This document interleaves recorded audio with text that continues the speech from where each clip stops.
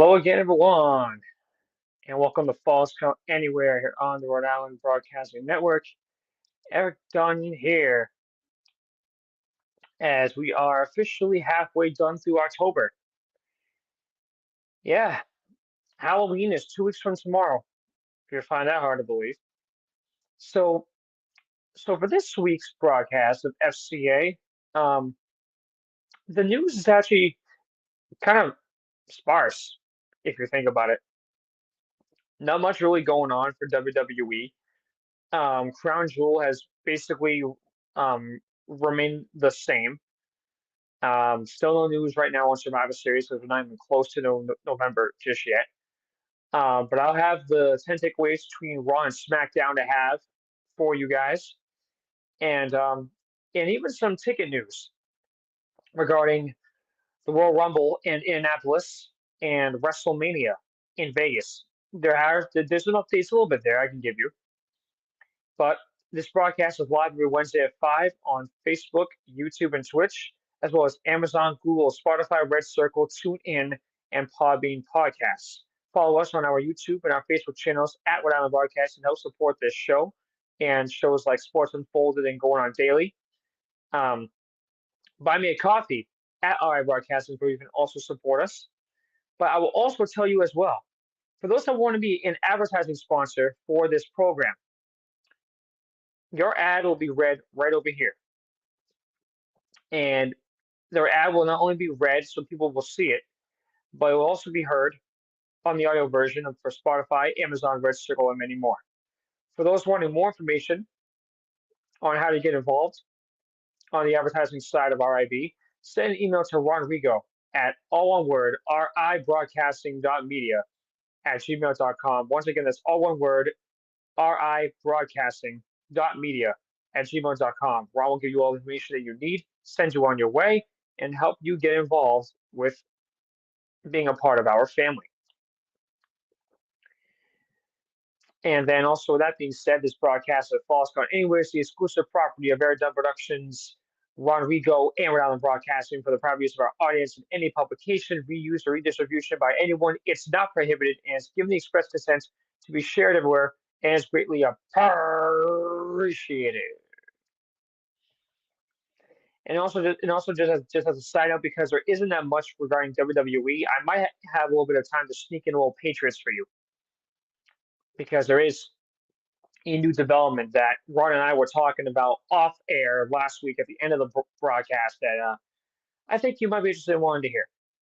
So, that being said, let's begin with the 10 Raw and SmackDown takeaways, the bloodline of past, present, and future. And these are from veteran NFL writer and Pat McAfee show correspondent Mark Caboli as he broke down SmackDown and Raw from this past Monday night and Friday night. So all credit is going to him on WWE.com.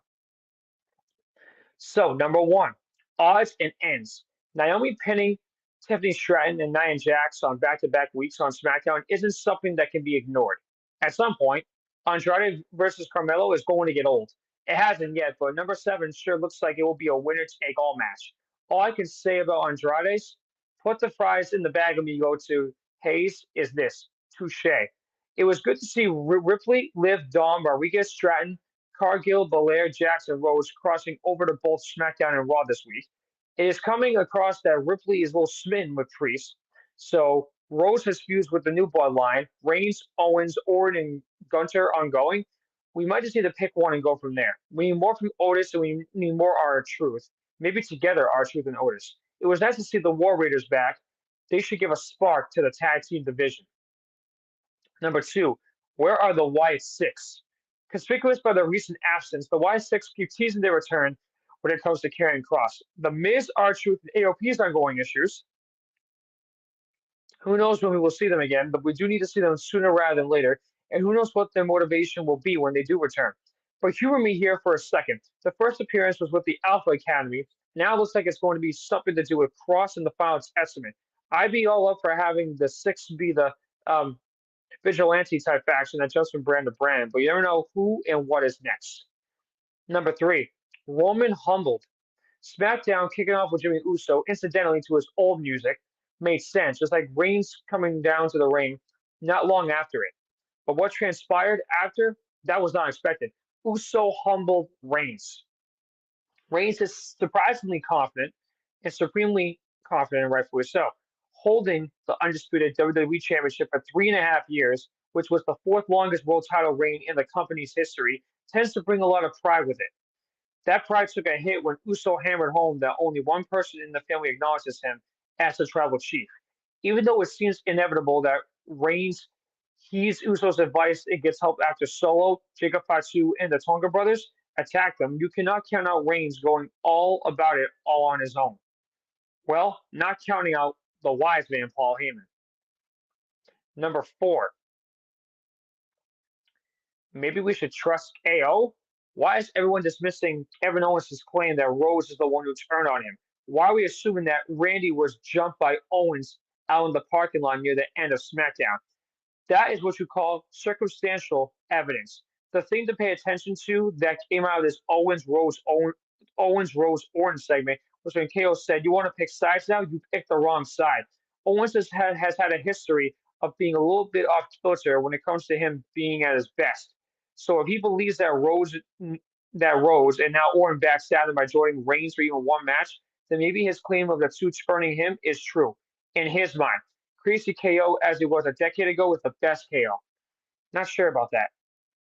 Number 5, Solo making an in-ring statement. It's been about 6 months since Solo became the new tribal chief and the leader of the new bloodline, yet he hasn't competed in many televised singles matches since then. SmackDown's match against Jimmy was not only the first match for Big Jim since WrestleMania, but was Solo's ninth televised singles match of 24, but only his fifth since he started wearing the Ula Fala. Solo, in the need of a strong in-ring performance, delivered in a big way.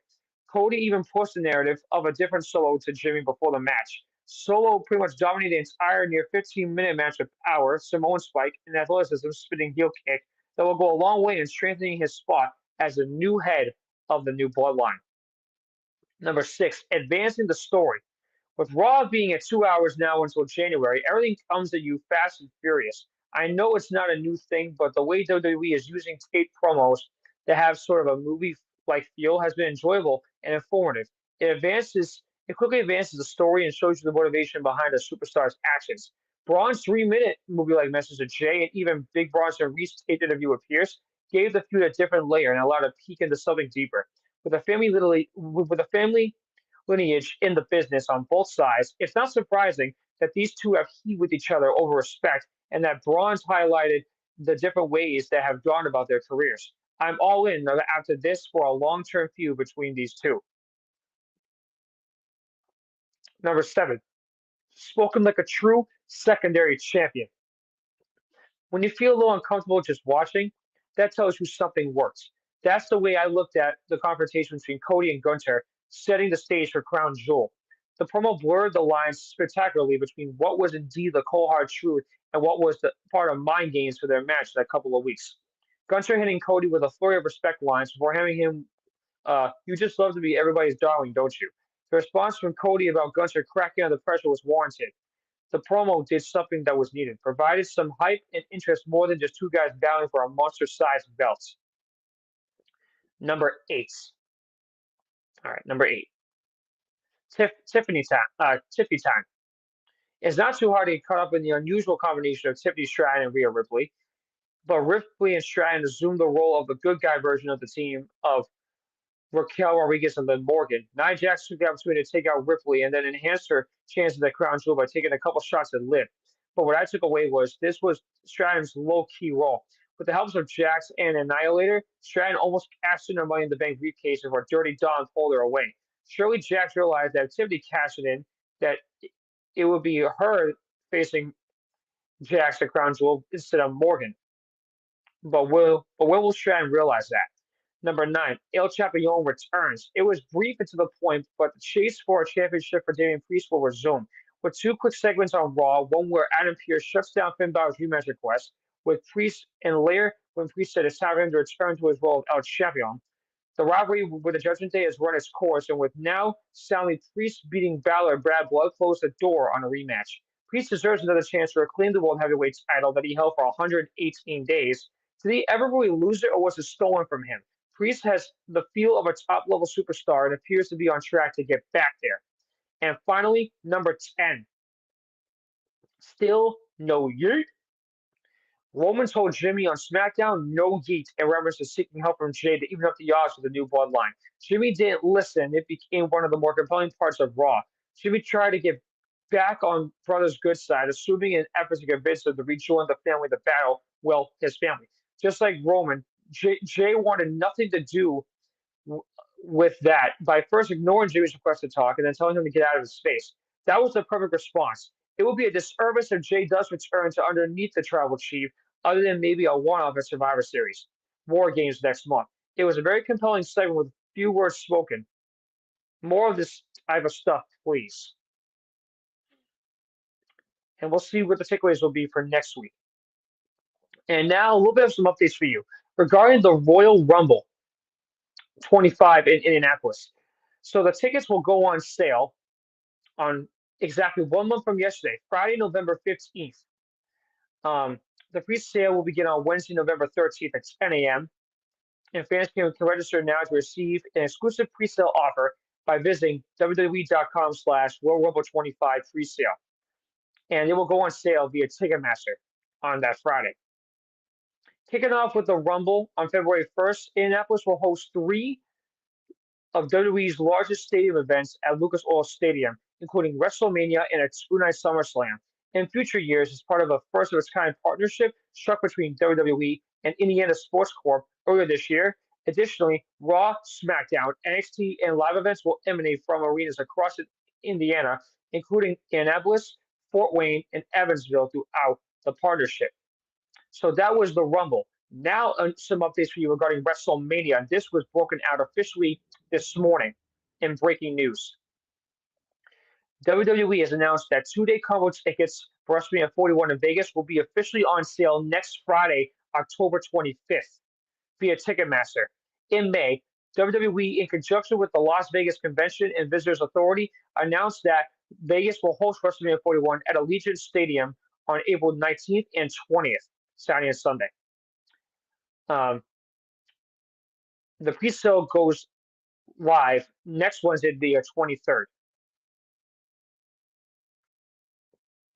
Over the last 4 decades, WrestleMania has evolved from a made-for-television spectacle to a cultural phenomenon, complete with stadium and arena events, fan festivities, and premium experiences. In addition to the 2-night event, WWE will bring Raw, SmackDown, NXT Stand and Deliver, WWE World with Fanatics, and the 25 Hall of Fame ceremonies in Vegas, as well as a variety of local outreach events designed to get back to the Vegas community. This past April, WrestleMania 40 became the most viewed and highest grossing event in company history, breaking the previous skate record set by WrestleMania 39 by 78%, with 145,298 in attendance over 2 nights at Lincoln Financial Field in Philly. WrestleMania delivered more than $200 million in economic impact for host cities. Very interesting. How about that? So, folks, that's all the news I have for you regarding WWE. Next week, it will be the same takeaways I have for you, and we'll dive in with any more news. There is one thing I will say. Apparently, WWE is in talks with Brock Lesnar making his return. The Beast Incarnate is interested, according to sources, that he wants to come back to the company. It's just the capacity of where they're going to put him. I'll believe that when that's confirmed. Even though we both know regarding Brock, it'll be a surprise anyway. Now, let me give you a little bit of some news aside from WWE, and that's Patriots. Raw and I, after I went off air last week, had, I think, maybe a 15-minute chat about the state of the Pats organization, the team, and Drake May. The third overall pick from North Carolina, the rookie, made his debut this Sunday. And believe me, the news broke out. When the news did break out, I was ecstatic when I found out that Drake May was going to start. And I'm happy that they're going to go with the kid. Because here's the thing. If there's one thing about Drake that I can say that is a big difference from him and Mac Jones is, Drake can throw on the run. Doesn't have to just throw in the pocket. Drake can use his legs. I mean, he picked up, I think, a fourth and 5 by using his legs, even when the game didn't matter anyway. But it just goes to show that there is fight in this kid. I mean, 20 of 33, 243 yards, the first 3 touchdown game since 2019.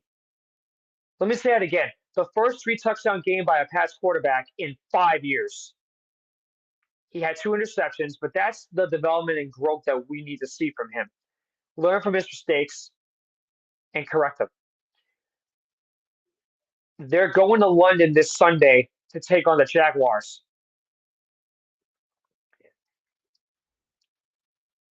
The next 8 games for the Pats, they are winnable. I'm not going to lie to you. They are winnable.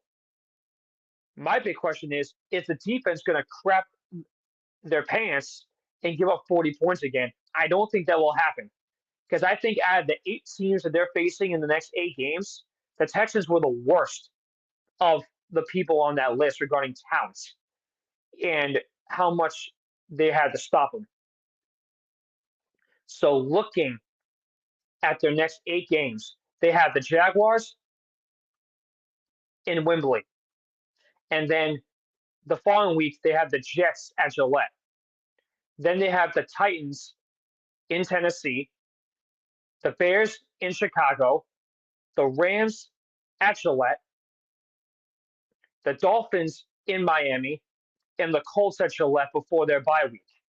And then you've got the Cardinals in Arizona. I mean, if you look at the records right now with all those people that I've just mentioned to you, I mean, sure, the records are better than us. That's a fact. But I do believe for the Pats, however, they have the capability of getting wins back, and they should find the chance to get some wins back. I mean, honestly, look at these records right now. Because this is where they stand overall. Jaguars, they're right at the bottom of the basement with us at 1-5. And then after that, the Jets. Jets right now are 2-4. And then going along down the line here, Titans, they're 1-4. They're just as horrible. And then the Bears are 4-2. And then the Rams, they're 1-4. They're horrible. And then Dolphins, they're 2-3. Colts, they're 3-3. And Arizona, they're 2-4. Realistically, the only team I would be concerned about right now are the 4-2 Bears. I think there is enough talent from that roster that can make you say to yourself, that can be a tough one. But these next 8 games, they are winnable. And I found a post on Twitter under, I believe it was under, I wonder if it was Savage, I think. I think that was the account because they do a lot of Patriots news. They listed those next 8 games and it said, hashtag get your popcorn ready with the popcorn emoji. Whoever runs that channel of Patriots fans, they have a feeling that Drake May is going to go off. I think Drake May will go off in these 8 games because I think we're going to see a development process of May's growth and of his maturity. Here's something else to tell you this too. His 243 yards, that was the first 200-yard passer the Texans have allowed all year. So you know what? The offense did accomplish something. They got over 20 points, 200 yards passing, 3 touchdowns by the offense.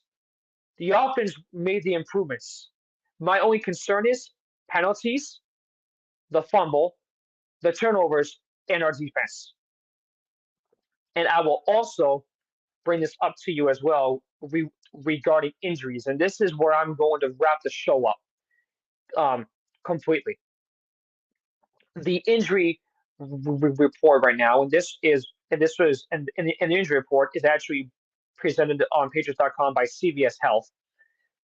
Marcus Jones did not participate, groin and illness. Um, Tackle Federian Lowe did not participate, ankle, and running back Marcus Stevenson did not participate, foot. However, the full participations,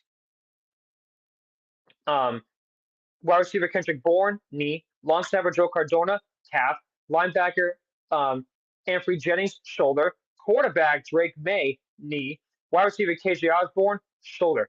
The ones that were limited, Isaiah Bolden, hamstring, safety Kyle Duggar, ankle, Devin Gottschall, elbow, Jonathan Jones, shoulder, Michael Jordan, ankle, Martin McHugh, neck, Sion Takaki, knee, and Marco Wilson, groin.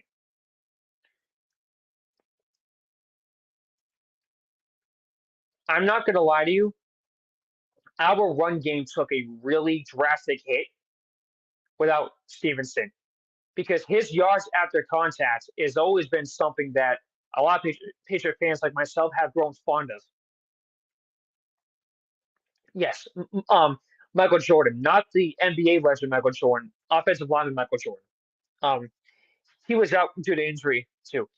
But here's what I will say about this team. There's one thing about the Pats I can say is that they will not quit no matter how far their backs are against the wall. Even if the game is out of reach, still try to find a way to score and put points on the board. I will tell you right now, when I'm going to tell you this, and you can mark my words. And Ron, I don't care if you hold me to it, because I know you're behind the scenes listening to this and watching me. If we lose on Sunday to the absolutely horrible Jaguars,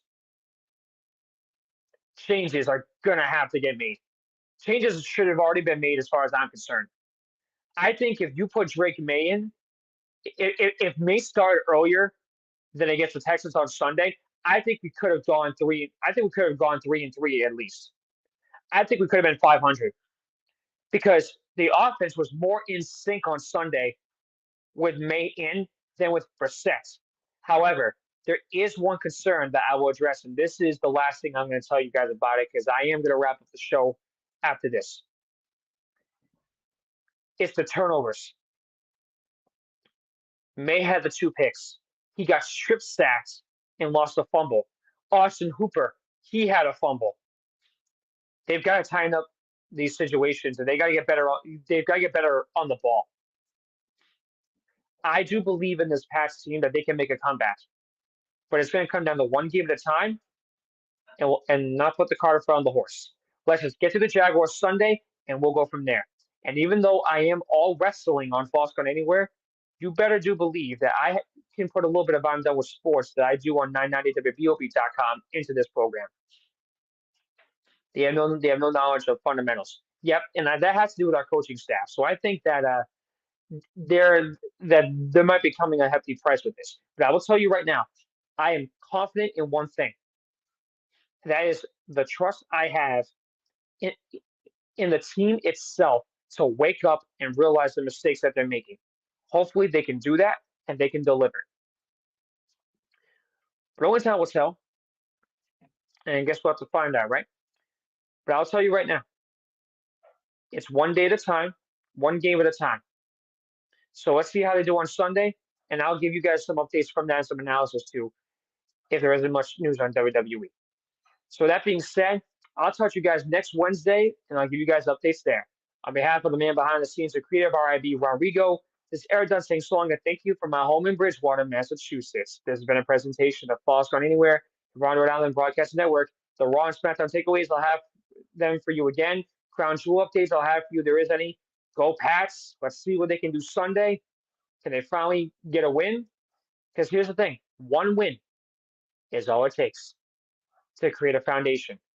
And just so you know, for those that don't know this either, the Pats play at 9:30 in the morning because they're in London. So basically, by the time noon hits, the game is going to be over. My only hope is that they get the victory. So I guess we'll find out. but hopefully they can deliver. I'll talk to you guys next week. Thank you so much for watching and for listening.